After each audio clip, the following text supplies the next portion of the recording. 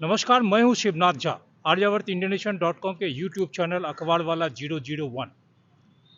मैं अभी दिल्ली सल्तनत या यूं कहिए कि दिल्ली सचिवालय से करीब 200 कदम आईटीओ ब्रिज के नीचे, जहां दिल्ली सरकार की तरफ से यहां बिहार के या जो उत्तर प्रदेश के सीमावर्ती इलाके में रहने वाले लोग जो छठ पूजा करते हैं, उनके लिए एक यहाँ पे स्थान बनाया गया है छठ पूजा के समय में। मैं नहीं कहूँगा, लेकिन हकीकत यह है कि यह छठ पूजा भी एक तरह से यहाँ जो स्टेज बनाया गया, यह सिर्फ राजनीतिक दृष्टिकोण से किया गया है।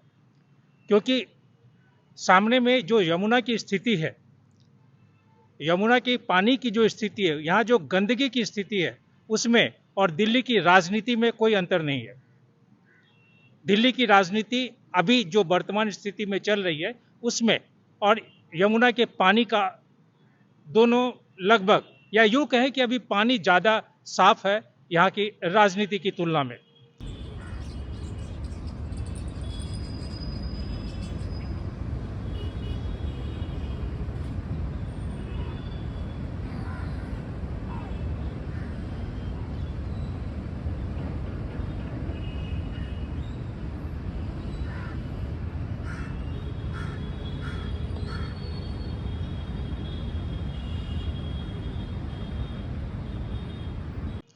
क्योंकि जिस प्रदेश के मंत्री, मुख्यमंत्री, उप मुख्यमंत्री और अन्य मंत्री या उनके जो विधानसभा के सदस्य हैं, उसमें बहुत सारे लोग विभिन्न प्रकार के भ्रष्टाचार से संबंधित जो अपराध हैं उसमें लिप्त हों, उनमें कानूनी जो कार्रवाई हो वो सभी जेल में हो। वैसी स्थिति में यह कहना बहुत मुश्किल है कि यहाँ की जो राजनीतिक व्यवस्था है, वो राजनीतिक व्यवस्था यहाँ के लोगों के लिए कितना सकारात्मक है। अभी हो सकता है कि मैं जो अभी कहने जा रहा हूँ इसमें लोग विश्वास करें अथवा नहीं, लेकिन अभी जो यहाँ इन्फोर्समेंट डायरेक्टरेट के तरफ से या उसके कंधे के पर राजनेताओं ने अपना हाथ पैर रखकर जिस तरह के राजनीतिक खेल खेल रहे हैं, यह आने वाले दिनों के लिए बहुत ही नकारात्मक उदाहरण पेश करेगा। क्योंकि हम जिस राजनीतिक छवि को या जो राजनीतिक परिस्थितियां, उस राजनीतिक परिस्थितियां को बेहतर बनाने के बजाय हम राजनीतिक स्थिति को इतना ज़्यादा बदतर कर रहे हैं या कर दिए हैं, इसका आने वाले दिनों पे प्रभाव पड़ेगा।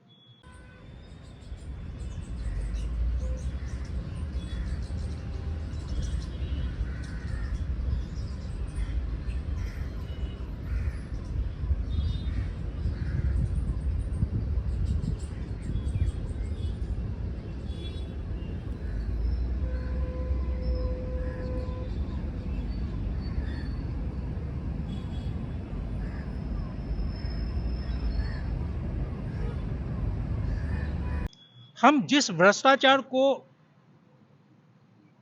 या भ्रष्टाचार को हटाने के लिए, भ्रष्टाचार से मुक्त करने के लिए जिस मुद्दे को लेकर हम यहाँ आम आदमी पार्टी की सरकार बनी थी, और जो भी नेता इसमें थे जिन्होंने उस मंच का इस्तेमाल किया, वो सभी नेता लोग आज विभिन्न प्रकार के, चाहे भारत सरकार में केंद्रीय मंत्री हो या फिर दिल्ली सल्तनत में हो या पंजाब में हो या देश के अन्य प्रांतों में जहां आपकी या भारतीय जनता पार्टी की सरकार है, वहां ये सभी लोग भ्रष्टाचार को के निवारण हेतु ये दावा तो किए, लेकिन हकीकत यह है कि सभी स्वयं भ्रष्ट हो गए।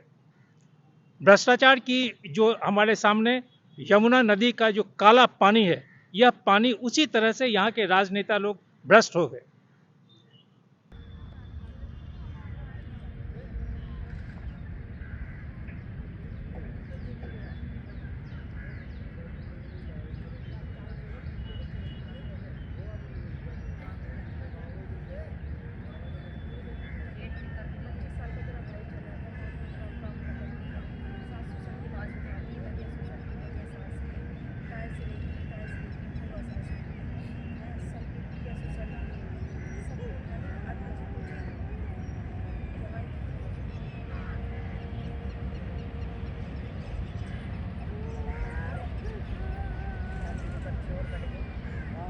दिल्ली में जो राजनीतिक विशेषज्ञ हैं, जो राजनीति के बहुत बड़े बड़े विद्वान और विदुषी हैं, वो भले इस बात को बोले नहीं बोले, क्योंकि हो सकता है कि उनकी भी निगाह है राजनीतिक कुर्सियां, चाहे विधानसभा की हो या फिर राज्यसभा की हो, लोकसभा की हो, या फिर अन्य जो निकाय हैं उसके जो अध्यक्ष उपाध्यक्ष इसकी कुर्सियां हो, उन तमाम चीज़ों पे उनकी निगाह लगी हो। हकीकत यह है कि आम आदमी पार्टी अभी जो सोच रही है, उसमें सोचने का उसका सीधा जो युद्ध शुरू किया है अरविंद केजरीवाल। भ्रष्टाचार की बात को मैं थोड़ा किनारे कर देता हूं, इसलिए कि यहाँ पे यह कहना बहुत मुश्किल है कि कौन भ्रष्ट है, नहीं है, क्योंकि यमुना के पानी की तरह सभी लोग भ्रष्ट हैं, सभी लोग भ्रष्टाचार में लिप्त हैं, कोई अधिक है कोई कम है।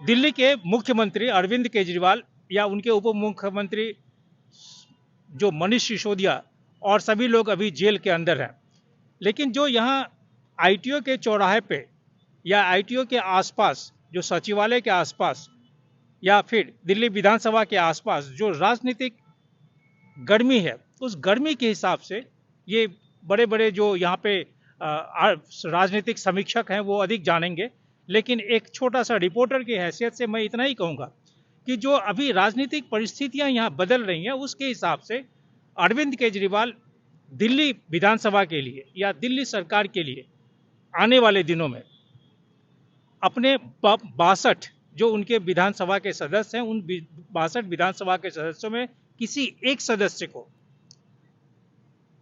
रिजाइन करने के लिए कहेंगे या कहने वाले हैं। इसका वजह यह है कि एक सदस्य को रिजाइन कराकर अरविंद केजरीवाल अभी अपनी पत्नी सुनीता केजरीवाल को चुनाव में लाएंगे, वहां से विधानसभा में लाएंगे, और फिर इस बात से इनकार नहीं कर सकते हैं कि अगर इतनी सारी राजनीतिक खेल हो रही है तो इसके पीछे सिर्फ एक ही मकसद है कि वो अपनी पत्नी को दिल्ली विधानसभा या दिल्ली सरकार या दिल्ली मुख्यमंत्री की कुर्सी पे बैठाए।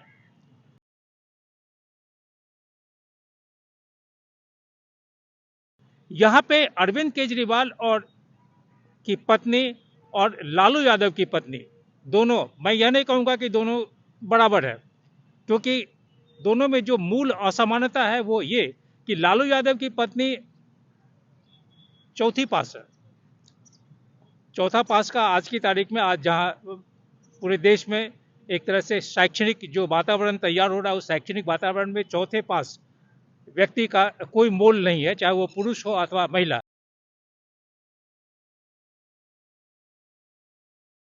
या चौथी उत्तीर्ण राबड़ी देवी, जो उस जमाने में जब उनके पति सीबीआई के साथ आए और फॉर्डर स्कैम में उनका इन्वॉल्वमेंट हुआ, जेल गए, उस समय जिस तरह से लालू यादव ने अपनी पत्नी को, राबड़ी देवी को, जो उस समय कुछ नहीं थी, वैसे आज भी कुछ नहीं है राजनीतिक दृष्टिकोण से, लेकिन उस जमाने में राजनीतिक दृष्टिकोण से भी कुछ नहीं थी, वो अपनी पत्नी को विधानसभा में लेके चला है, विधान परिषद के माध्यम से, विधानसभा के माध्यम से, और एवं क्रमेण वो अपनी पत्नी को मुख्यमंत्री बनाकर कुर्सी पर बैठा दिया। इसका वजह यही मैं एक छोटा सा रिपोर्टर यही समझूंगा कि राष्ट्रीय जनता दल में उन दिनों भी और आज भी लालू यादव का जो विश्वास अपने जो दूसरे लोग सब हैं उनके पार्टी के या विधानसभा में राष्ट्रीय जनता दल के जो दूसरे सदस्य हैं, उन पे उतना विश्वास उनका नहीं है।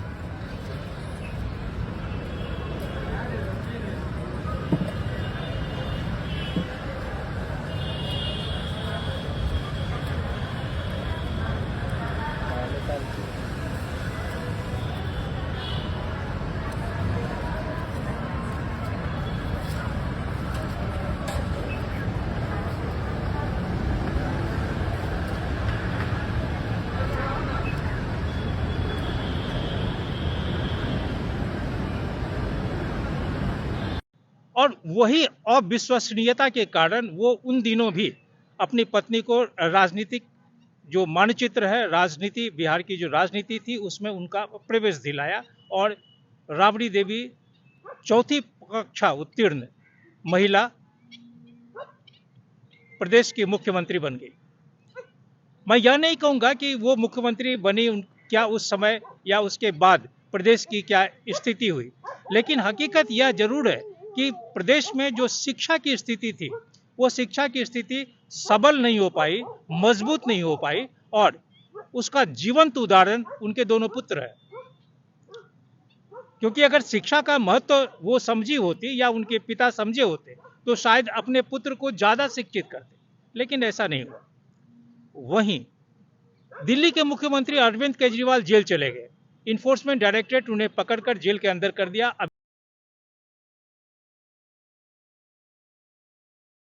एक कहावत भी है कि सैया भइल कोतवाल अब डर काहे का। हकीकत यही है कि अभी दिल्ली सल्तनत ही नहीं, पूरे केंद्र में जिस तरह से एक राजनीतिक माहौल है या विभिन्न जो एजेंसियां हैं, चाहे सीबीआई हो, इन्फोर्समेंट डायरेक्टरेट हो, आईबी हो या जितने भी इनकम टैक्स हो, ये तमाम एजेंसियों के स्वामी या उनके जो आला अधिकारी हैं, उन लोगों में इतनी शक्ति नहीं है कि वो सच और झूठ का अलग अलग कर सके। क्योंकि यहाँ जो पॉलिटिकल मास्टर है, पॉलिटिकल मास्टर के अगेंस्ट में, आज ही नहीं, पॉलिटिकल मास्टर के अगेंस्ट में अगर मैं इमरजेंसी से पहले या 70 के दशक में भी जाऊं तो 70 के दशक के बाद से आज तक अपने पॉलिटिकल मास्टर के अगेंस्ट में कोई भी ब्यूरोक्रेट नहीं गया। हर एक ब्यूरोक्रेट यही चाहता है कि उस पर राजनीतिक जो नेता हैं, उसके विभाग को देखने वाले जो मंत्री हैं, उनकी निगाह हमेशा लगी पड़ी हो, उनका जो बड़द हस्त है, उनका जो आशीर्वाद है वो प्रगाढ़ है। वैसी स्थिति में अरविंद केजरीवाल की पत्नी आज की तारीख में किसी भी मुख्यमंत्री की पत्नी से, देश में जितने भी प्रदेश में मुख्यमंत्री हैं, उन तमाम मुख्यमंत्रियों की तुलना में अरविंद केजरीवाल की पत्नी बहुत पढ़ी लिखी है। इस बात से कोई भी व्यक्ति इनकार नहीं कर सकता है। या यूं कहें कि अभी जितने मुख्यमंत्री की कुर्सी पर बैठे हुए पुरुष हैं, उनसे भी बहुत अधिक पढ़ी लिखी है। हाँ, इस बात से इनकार नहीं कर सकते कि उनका राजनीति में कोई महत्व या राजनीति में जो अनुभव है वो अनुभव नहीं रहा।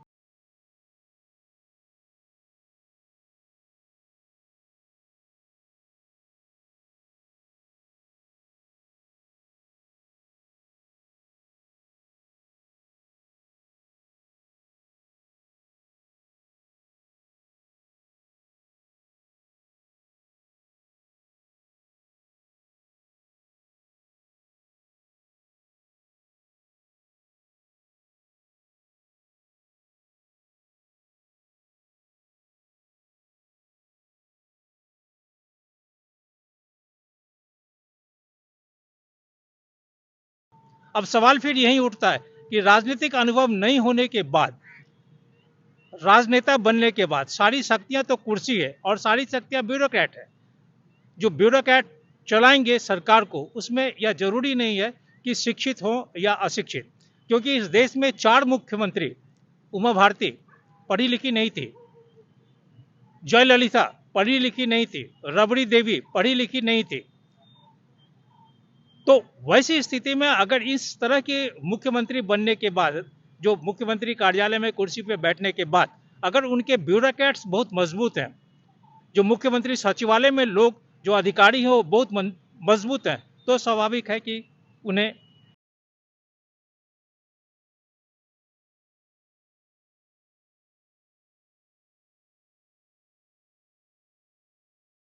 यहाँ पे जो आईटीओ चौराहे से लेके विधानसभा परिसर तक जो एक हवाएं हैं, यहाँ की जो हवाएं हैं, उसके हिसाब से अरविंद केजरीवाल की नजर अब प्रधानमंत्री की कुर्सी पे है। हो सकता है कि आप लोग इस कहानी को सुनने के बाद बहुत सारी जो नकारात्मक बातें हैं, बहुत सारी आलोचना आप करना शुरू कर दें। आप भ्रष्ट कहें, चोर कहें, जो भी कहें, लेकिन हकीकत यही है कि अरविंद केजरीवाल की नजर अब रायसीना रोड पे है, उसकी नजर अब संसद पे है। मुख्यमंत्री के कार्यालय में यहाँ पे अगर 70 लोगों की जो विधानसभा है उसमें अगर आपका आज 62 सदस्य हैं, तो यह निश्चित यह मान के चलिए कि आज ही नहीं, आने वाले दिनों में भी दिल्ली में 62 से संख्या अधिक होगी ही, क्योंकि दिल्ली के जो मतदाता हैं वो आपको न चाहते हुए भी वो आपके ही हैं। यहाँ के मतदाता आपको भले आलोचना करें, आपकी बात नहीं सुने, लव हेट की जो पॉलिसी है उसको अपनाएं, लेकिन उसे इग्नोर नहीं कर सकते हैं।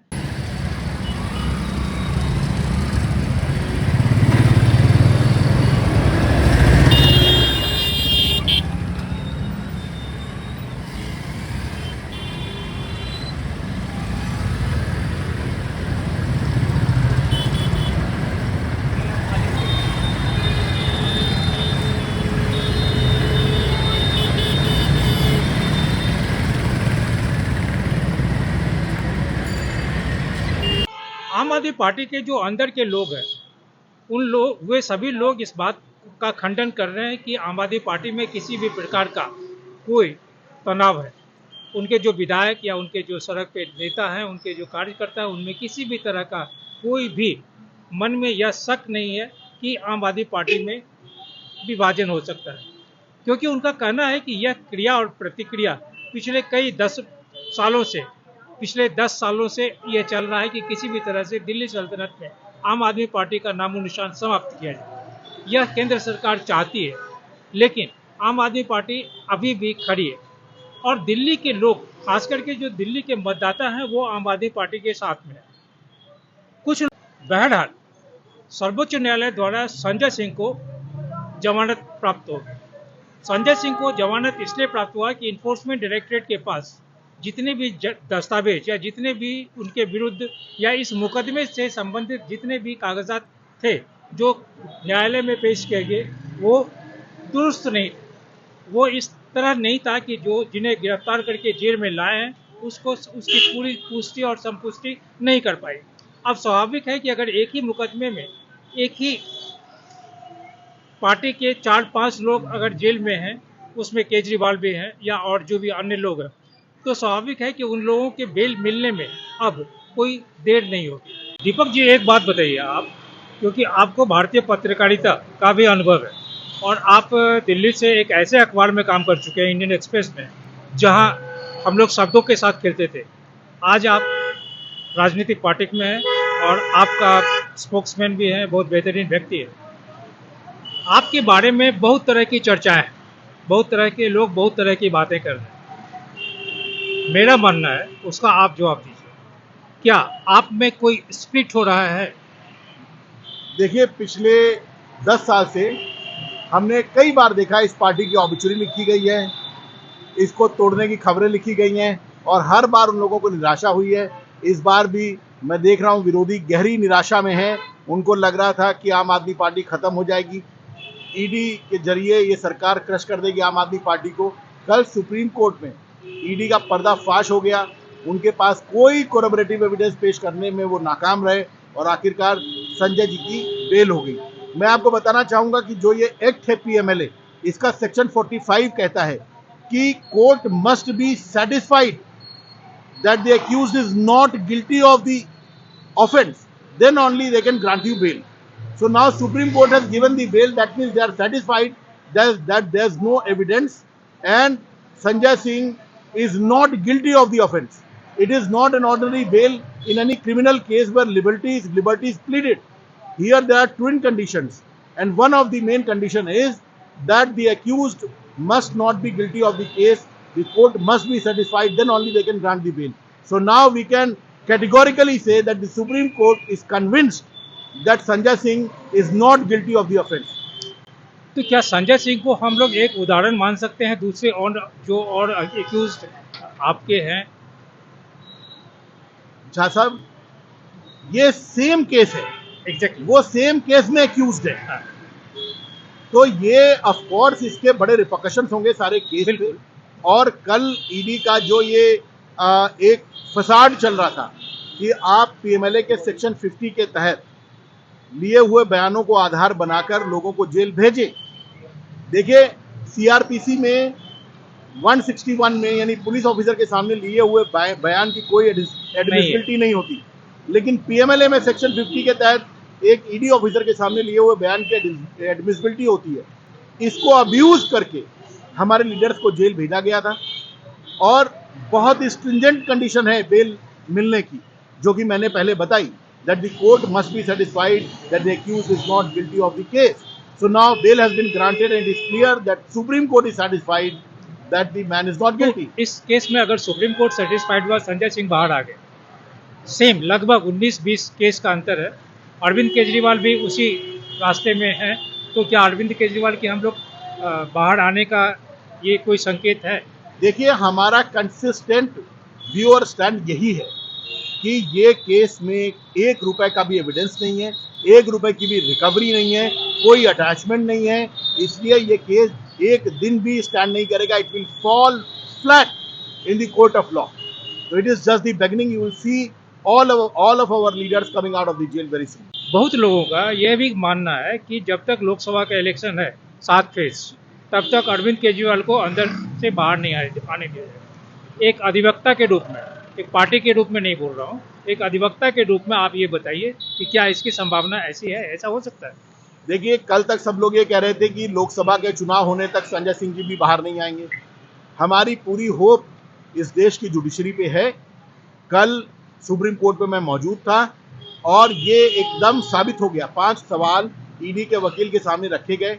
लंच के बाद बेंच ने कहा, ऑनरेबल जस्टिस संजीव खन्ना ने कहा कि इन 5 सवालों के जवाब लेके आप इन्हीं पे प्लीड कीजिए, और आपको हैरत होगी कि एएसजी प्लीड करने की हिम्मत नहीं जुटा पाए। तो बहुत साफ है कि ईडी के पास कोई कोरबरेटिव एविडेंस नहीं है और ये पूरा case is going to fall flat in the court of law. तो ये भी मान सकते हैं कि जैसे पहले की सरकार, हमने तो इंदिरा गांधी के समय से देखा है, तो इतने प्राइम मिनिस्टर का देखा, इतना ईडी को देखा, सीबीआई को देखा, क्या आप इस बात को मानते हैं कि आज भी सेम जो वही प्रथा आज भी है कि चाहे इन्फोर्समेंट डायरेक्टरेट हो, इनकम टैक्स हो, सीबीआई हो, सभी पीएमओ के अधीन काम कर रहे हैं? देखिए इस देश में 2 गठबंधन है, एक इंडिया गठबंधन है और एक एनडीए गठबंधन है। तो ईडी, सीबीआई और income tax department are 3 allies of the BJP in NDA alliance. They are acting as political allies of the government and therefore जो भी वो एक्शन ले रहे हैं ये सारा पॉलिटिकल एक्शन है। और आपने देख लिया कि सुप्रीम कोर्ट ने इस बात को रिकग्नाइज किया। ये बेल पीएमएलए में है इसलिए इसका ज्यादा महत्व है। इससे साफ हो गया है, सिद्ध हो गया है कि कोई भी दोष सिद्ध करने में ईडी बुरी तरह नाकाम है और ये एक ही केस है, तो जाहिर है इसके रिपरकशंस होंगे, इसका इम्पैक्ट होगा दूसरे केस में।